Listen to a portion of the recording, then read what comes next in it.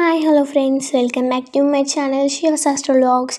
ఈరోజు అయితే సండే స్పెషల్గా మేమైతే చికెన్ కర్రీ అయితే వండుకుంటున్నాము.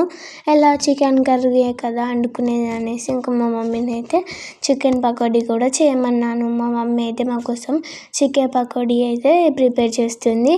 చికెన్ పకోడీ ఎలా చేసుకోవాలో చూసేయండి.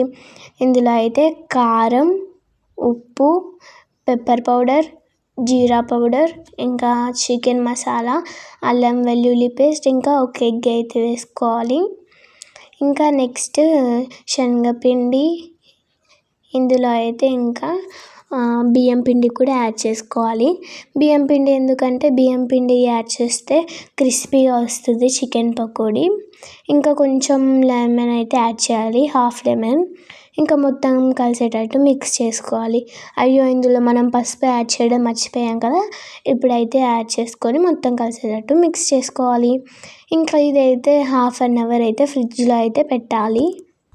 ఎందుకంటే 1/2 అవర్ ఫ్రిడ్జ్లో పెడితే మసాలాలన్నీ చికెన్కి అయితే బాగా పట్టుకుంటాయి, అందుకనేసి ఇంకా పెట్టాలి. నెక్స్ట్ 1/2 అవర్ తర్వాత ఇలా ఆయిల్లో డీప్ ఫ్రై చేసుకోవడమే. చూడండి, నెక్స్ట్ ఇంకా ఇలా ఫ్రై చేసుకొని తీసే 1 మినిట్ ముందు అయితే ఇందులో చిల్లీస్ ఇంకా కొంచెం కరివేపాకు యాడ్ చేసి మిక్స్ చేసుకోండి, టేస్ట్ బాగుంటుంది.